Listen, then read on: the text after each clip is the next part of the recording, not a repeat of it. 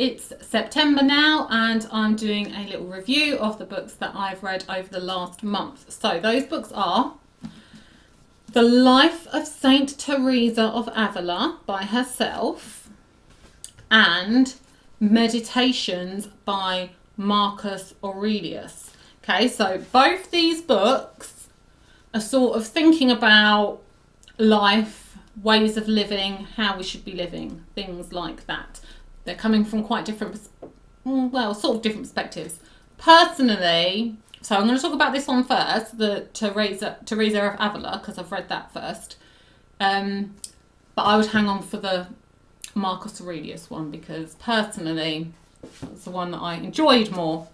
Okay, so The Life of Teresa of Avila.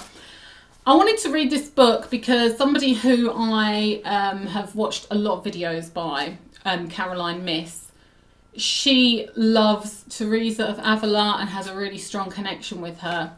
And I was so inspired by the way she spoke about her that I wanted to read her as well. So that is why I decided to read this book. What did I think of it? Okay, it's really difficult. I didn't enjoy the book. I didn't like Teresa particularly. I didn't like her way of life. So she is a Catholic nun in Spain in the 1500s. She's actually born in 1515 and she died in 1582. So this is a time of really, is extreme the right word? Very strong Catholicism. And Spain was very strong, and there's a real, they're just so strongly believing in this, and it's right, yeah. I'm not a Catholic, and I've looked into Catholicism, and I'm definitely not a Catholic. So there's a lot of Catholic people who I really love and respect and really like. That's why I personally thought, maybe I could be interested in this, but I'm not a Catholic. It's too many rules for me, and just way too much shame. So this book was very, very Catholic, and she talks a lot about obedience and how wretched and horrible, worthless she is. These do not do it for me. It's quite actually repellent to me, and I don't want to be disrespectful because I do genuinely respect people who have strong beliefs, and boy did she dedicate her life to those beliefs. And as far as Catholicism goes, I mean, she really took it to an incredible level. It's not yes, I do personally find it quite repellent, which it sounds disrespectful, and I'm not disrespectful, but it was a difficult book for me to read. Somebody who has so much kind of self-hate on a real basic level.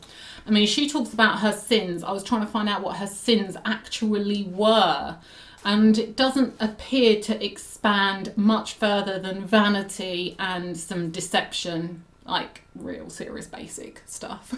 Pretending to be a nice person when you're a bit of a bitch at times. I mean, you compare that to the world we live in. I'm not saying the world we live in is right or good, but like it's so extreme. And I can't stomach that kind of self-hate on such a basic level. Like purely for being human, you're worthless and low and disgusting. And I'd kind of even say, like, then why did God create us if we're so wretched and horrible and it just riles me. So I found it a very difficult read. So she talks about becoming a nun. She had a lot of illness in her life. And I'm not sure how much that affected her spiritual awakening as well, and her spiritual connection, how that perhaps facilitated things in its way, in a kind of getting to somewhere through sort of pain way. But she ended up having lots of sort of visions and a really, really powerful connection to Jesus and God. And and having sort of visions, and even seeing things like, you know, Jesus and Mary and even the devil, which, like, that's pretty scary. And it's very genuine, and she's writing this account at the behest of her confessors, who she has like an incredible amount of respect for. Whatever the, you know, if they think she's possessed by demons, she's going to do whatever they say to get us, which was at one point they did think that could be a possibility, because she was having such strong, powerful experiences. Anyway, so that's sort of what happens. She also founded a nunnery, and she talks about her journey doing that, which is quite incredible as well. So she chose to do it on a complete poverty level, with no sort of endowment or funding for them to continue. It had to be done purely on charity, which she pushed for. So she pushed for the nunnery, which was sort of not wanted, not approved in the first place, and she carried on her dedication to it. It's like so kind of pure, and yeah, I liked the language of the book, and the way it was written. It's old, obviously. Quite liked all of that. So she talks about her upbringing, and she was brought up, seems to have been, I think she was from a pretty well-off family, and she was brought up in quite a fairly strict religious way. She talks about her parents being, people of great goodness, and singularly pure in all ways, okay? And her mother had a lot of illnesses as well and died young. She had quite a lot of siblings though. So she talks about, she had this sort of very wholesome upbringing, although she claims that it wasn't perfect because she became vain, because she read books about chivalry, so she thinks her parents shouldn't have let her read them because they took her away.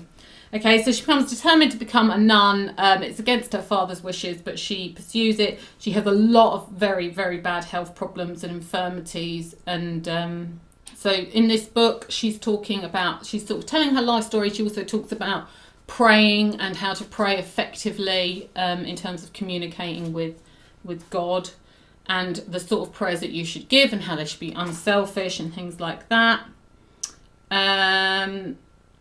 So she talks about her confessors, and I mean, she's a woman. She's very sort of happy to be lowly for being a woman, and she has incredible respect for the confessors and people around her who she goes to for guidance a lot, and she trusts them, and even when she doesn't agree with them, she will communicate with God, who will tell her that she has to be obedient. She has to be obedient, and she is. She talks about sort of ecstatic rapture and ecstatic states that she would go into, where she would have visions and have really strong, powerful experiences. And that is all really interesting, and I think it's very genuine from her point of view and everything like that. And it's sort of interesting. So I didn't love the book. It was a bit of a trial to get through. It's very, very repetitive as well, because it was just so much, self-hate throughout the whole book, which I did find difficult to get through. Right, anyway, let's get on to the other book. So then I was reading Meditations by Marcus Aurelius. So Marcus Aurelius was a Roman emperor. When was he born? Born in AD 121. I think his father died when he was young. He was raised by his stepdad, who was the future emperor Antoninus Pius. So he's I think he was like a really good emperor. So I've read a bit about the Romans. There's a book that I read about them. Caesar and Christ, something like that, which I loved. I really, really enjoyed it. I really enjoyed learning about the Romans. They were so much more interesting than I thought they would be. And there was just some absolutely amazing characters of the time. Really inspiring, really brilliant. There was some absolutely awful ones too. And obviously it was a long period. But some really incredibly inspiring people and ideas. So Marcus Aurelius was an emperor, and he did a lot of travelling around his empire, trying to make sure everything was being done well. He was, trying to do a good job, and these are his meditations, his sort of thoughts on things as he went along. I think it was more as in his later life there's a lot of references to dying and trying to accept death, which is important, and was making me think that like death is such a taboo in our culture that we kind of don't even consider it. We just try and ignore it, just pretend it's not there. Whereas he's really trying to accept it and to lose the fear around it. It's a lot about philosophy, which I really enjoy. It's all really good. Book one was really a really lovely way to start. It's all sort of different people. He starts with his grandfather, his father, his mother, and he's sort of talking about the lessons that he's learned from them. And then the rest of it is just sort of thought. It did get a bit repetitive at time because obviously he's meditating on these ideas.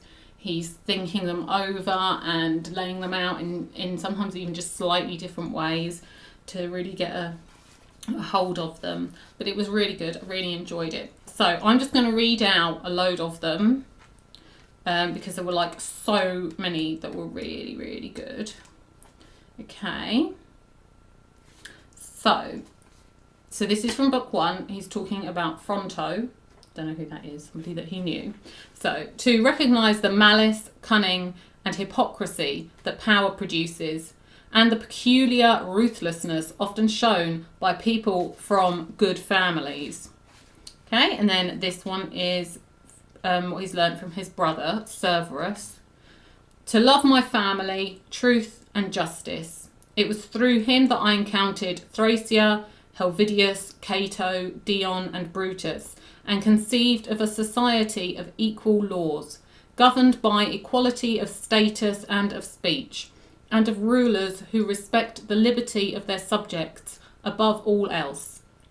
And from him as well to be steady and consistent in valuing philosophy, and to help others and be eager to share, not to be a pessimist and never to doubt your friend's affection for you, and that when people incurred his disapproval, they always knew it, and that his friends never had to speculate about his attitude to anything.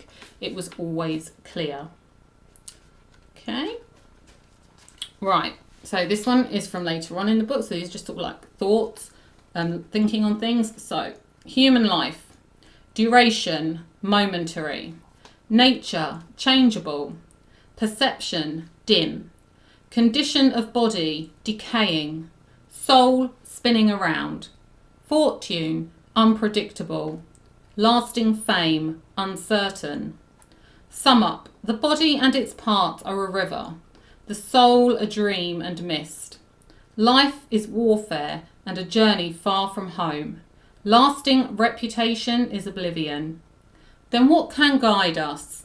Only philosophy, which means making sure that the power within stays safe and free from assault, superior to pleasure and pain, doing nothing randomly or dishonestly and with imposture, not dependent on anyone else's doing something or not doing it, and making sure that it accepts what happens and what it is dealt as coming from the same place it came from, and above all, that it accepts death in a cheerful spirit, as nothing but the dissolution of the elements from which each living thing is composed. If it doesn't hurt the individual elements to change continually into one another, why are people afraid of all of them changing and separating? It's a natural thing, and nothing natural is evil. Okay? Right. Next one. Stop drifting. You're not going to reread your commonplace books you saved for your old age. Sprint for the finish. Write off your hopes. And if your well-being matters to you, be your own saviour while you can.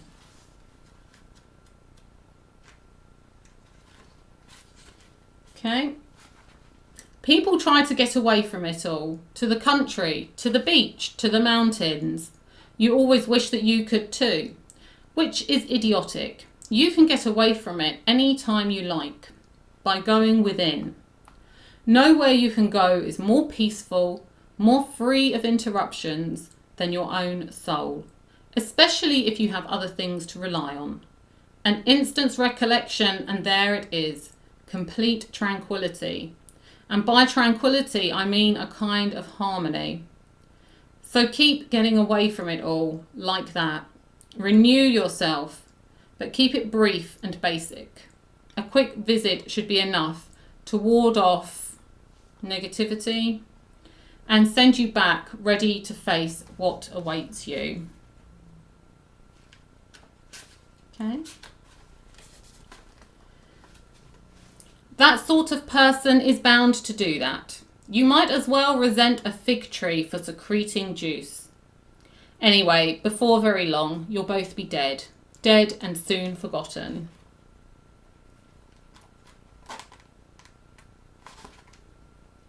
Okay. Frightened of change? But what can exist without it? What's closer to nature's heart? Can you take a hot bath and leave the firewood as it was? Eat food without transforming it? Can any vital process take place without something being changed? Can't you see? It's just the same with you, and just as vital to nature. The first step, don't be anxious. Nature controls it all. And before long, you'll be no one, nowhere, like Hadrian, like Augustus. The second step, concentrate on what you have to do. Fix your eyes on it. Remind yourself that your task is to be a good human being. Remind yourself what nature demands of people. Then do it without hesitation and speak the truth as you see it, but with kindness, with humility, without hypocrisy.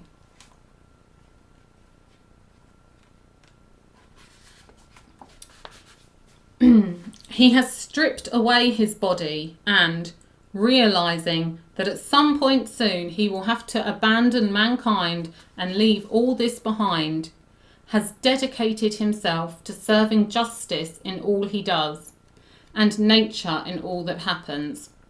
What people say or think about him or how they treat him isn't something he worries about. Only these two questions. Is what he's doing now the right thing to be doing? Does he accept and welcome what he's been assigned? He has stripped away all other occupations, all other tasks. He wants only to travel a straight path to God by way of law. It never ceases to amaze me. We all love ourselves more than other people, but care more about their opinion than our own. If a God appeared to us, or a wise human being even, and prohibited us from concealing our thoughts or imagining anything without immediately shouting it out, we wouldn't make it through a single day. That's how much we value other people's opinions instead of our own. Okay, last one now. People ask, have you ever seen the gods you worship? How can you be sure they exist? Answers. 1. Just look around you. 2. I've never seen my soul either, and yet I revere it. That's how I know the gods exist and why I revere them, from having felt their power over and over. Okay, so both these books are sort of, like talking about that sort of way, how you should live, and have both been written to kind of reflect on life and think about good ways to go forward. Personally, the meditations one for me felt more inspiring than the Teresa of Avila one. But I suppose they're both sort of trying to be, positive and look for a good way to live. And I'm sure that both those two people, managed that and had a very sort of close connection with themselves and with spirit. Okay, so that was both those books. I'm now reading this. It's a collection of short stories by Philip K. Dick, including Minority Report, and that's going very well. So I'll be back next month to give a review of that and anything else I can manage to read in that time. Okay, thank you.